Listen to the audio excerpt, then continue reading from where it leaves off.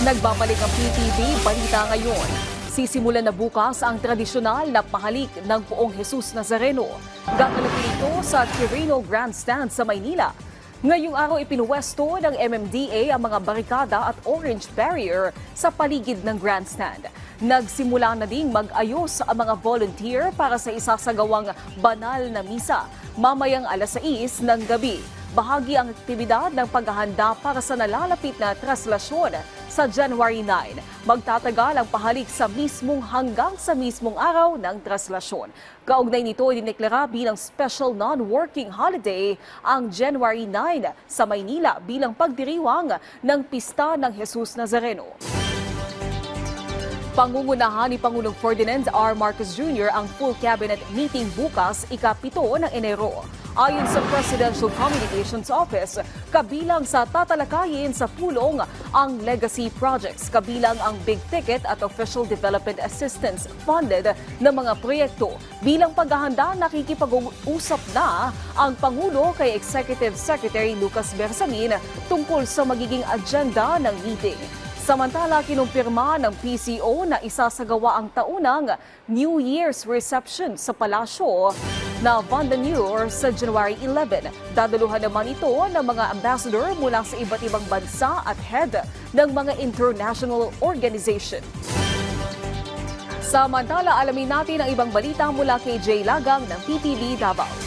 Ngayong adlaw, mas paligunon pa sa Joint Regional Task Force to End Local Communist Armed Conflict kon JRTF-11 LCAC sa Davao Region ang ilang Strategic Communication kon Stratcom Cluster. Kining subay sa tingwa nga makontra ang pagkuyanap sa fake news ug aron nga ma-highlight ang paglambo sa Mindanao. Sumala ni Mindanao Development Authority kon Minda Secretary ug JRTF-11 LCAC Chairperson Secretary Leo Tereso Magno. Dakong tabang ang paglambo sa Stratcom Cluster aron nga mahibaw-an sa publiko ang kamatuoran.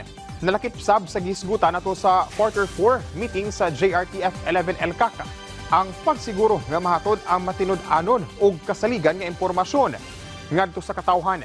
Gipasalig sab sa JRTF-11 LCAC nga magpadayon sila sa ilang misyon sa pagwagtang sa insurhensiya ug pagduso sa kalambuan sa Mindanao. Niabot sa kapin 36,000 ang nibisita sa National Museum of the Philippines kon NMP Davao sulod sa usa ka bulan nga operasyon niini.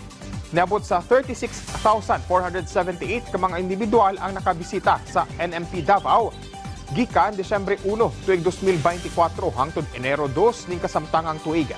Nagsirado ang NMP Davao niadtong Desyembre 24 ug 25 sa tuig 2024 ingon man sa unang adlaw sa tuig 2025 tungod sa holidays. Samtang gibutyag sab nga abi na matag adlaw nga Lunes ang NMP Davao busa.